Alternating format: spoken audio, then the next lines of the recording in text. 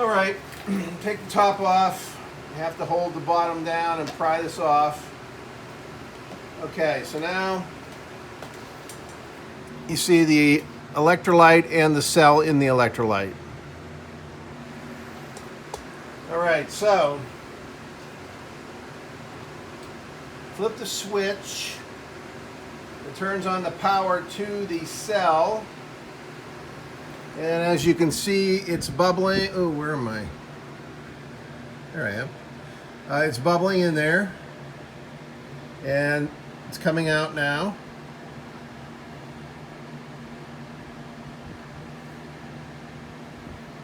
Okay, so the question is the gas explosive?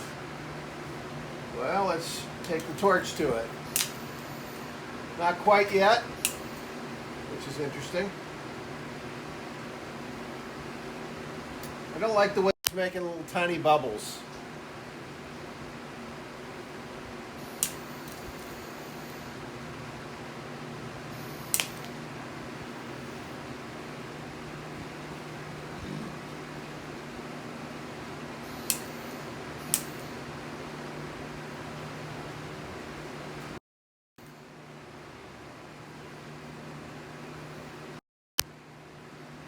So what I'm doing now is I am verifying that I have explosive gas coming from the cell.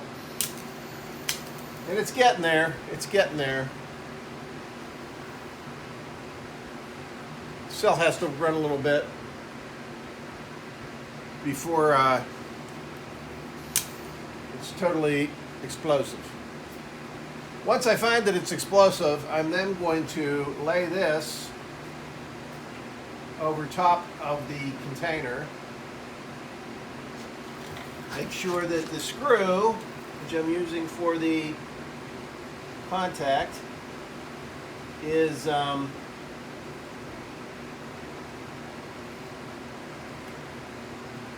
touching, but not too far. Oh, what the freak, it's on? I'm sorry? Yeah, how about that? I had it on already. Good thing I didn't get shocked. All right, so it showed you that it works. Of course, the bubbles have to get directly under the electrode for it to spark. And right now they're not, for whatever reason.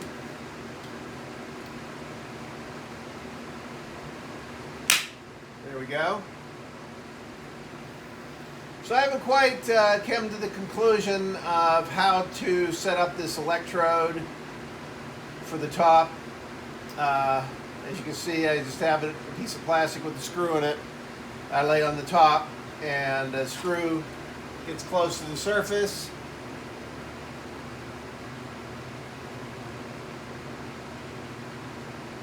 And you can adjust it up and down on the screw.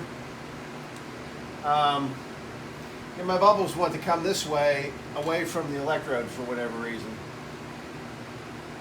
So positioning the electrode's all part of it. There we go. That was positioned well. So here's this wire. Okay, maybe that's a good spot now. So ideally, I don't know that I necessarily want this kind of a situation. The advantage of this is that it somewhat shields the operator when they're close from the spray of the explosions, because the chemical used for the electrolyte is somewhat irritating to skin and such. I like the way this is going now. This seems to be pretty good. I mean, this works fine. Maybe I have some kind of a holder on the side that you, like some couple hooks or something that you put this in when you're carrying it around, and then when you get there, you take the top off, you lay it on top, and then it goes to work. This is pretty good right here.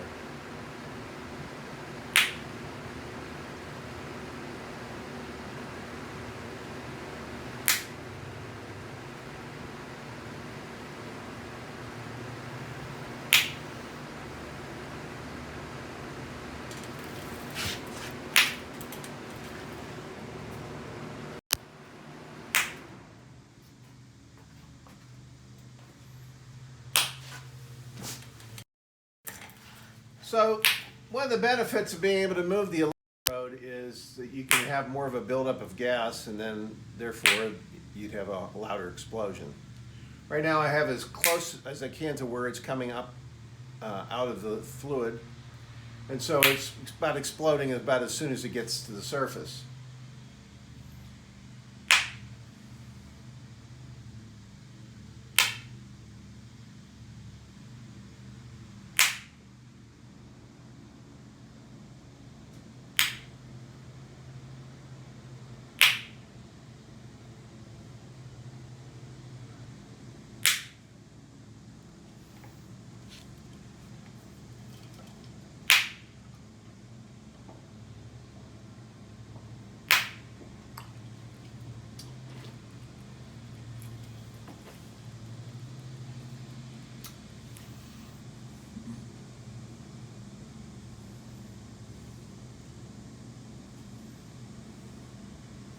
I'm toying with the idea of a second electrode, although I'm not real sure how that would happen. Because like I said, I'm using the stainless steel bowl as one of the electrodes. In other words, the wire from the electronics comes up through this bowl and is attached to the bottom of this bowl. I wonder why it's stopping.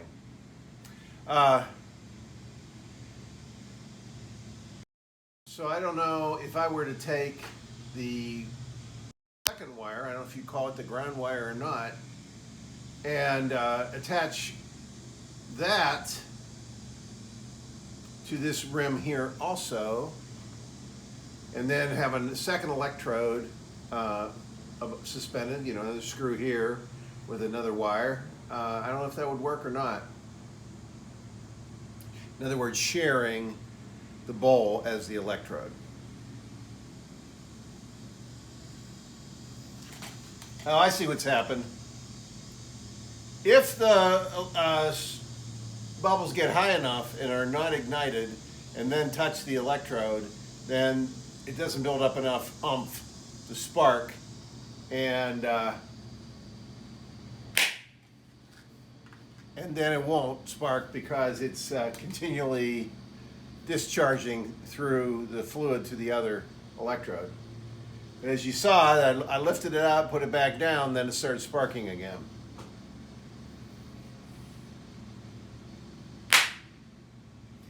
It still makes me jump.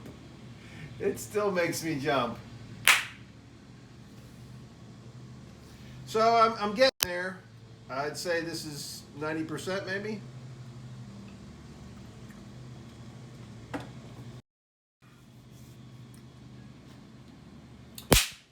You can't leave it's hard to leave the electrode in there all the time because you got to be able to put the top on to hold the fluid in to transport it.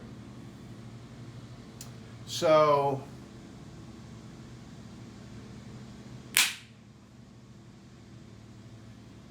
I mean, this works. I mean, you don't want, obviously when it's produced, you don't want it to be made out of a Gain laundry detergent bottle. I mean, it's recycling. That's a benefit. But like I said, if I had a couple of hooks on the side here that I would then take the electrode and stick it down in there, then it would all be self-contained. You could pick up by the handle, walk around wherever you want to start setting it off, and then take the top off, set the electrode on, and off. Turn the two switches on, and off you go. This setup right now in this container here is the power for the electrolytic cell. And what it is two pairs of 9-volt batteries. We used to call them transistor radio batteries, but I don't know what you call them now, 9-volt batteries.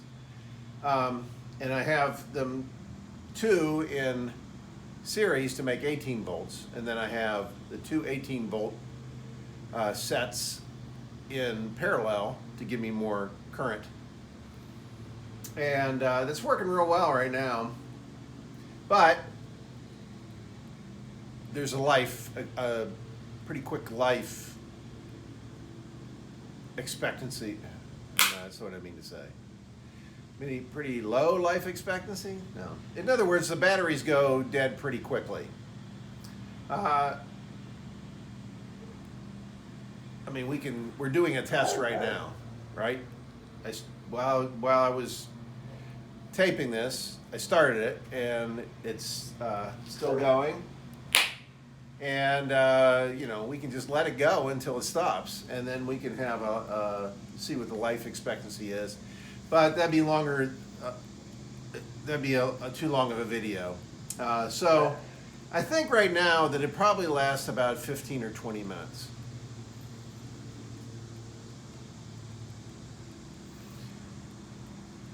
So I really would like to have a better battery to power it. I haven't yet found it. It has to be able to fit in this bowl, see, that's the problem. And is it touching? Yep. That's another thing that has to be worked out. I need somebody who's more savvy electronically to come up with a solution. In other words, when the electrode is touching the fluid, and then it would indicate somehow in the electronics and restart it. No, that wouldn't work because in the electrodes in the bubbles, you have to lift it. I don't know. Put it in the instructions. If it stops sparking, pick up the electrode and drop it down again.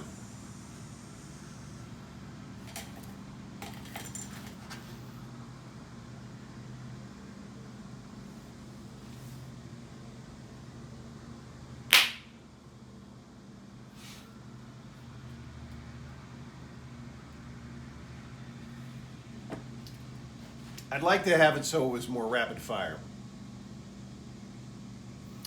There's possible ways of doing that. A second electrolytic cell in the solution, making gas. So you'd have twice the bubbles coming up to the surface, and all in different locations. And then with two electrodes, then you'd have more rapid fire.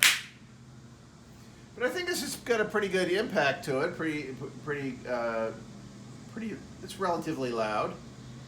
Of course, I'm able to be here without earmuffs for hearing protection because it's not that loud. But if I were to move that electrode and let the bubbles build up more, I would definitely have to have the hearing protection.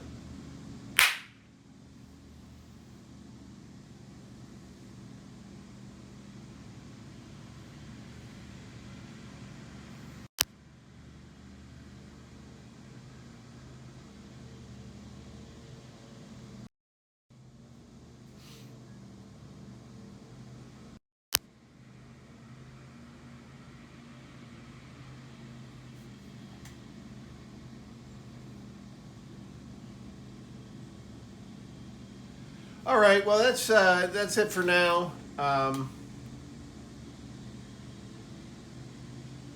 have to think about how to perfect it even more, but I'm pretty pleased with it, how well it's working at this point. Like I say, it wouldn't be too much to make another electrode, another electrolytic cell. But then, of course, I'd have to have more wires, more batteries, more such. But might be more fun instead of bang, bang, bang. It went bang, ba bang, bang, bang, bang, bang. You know,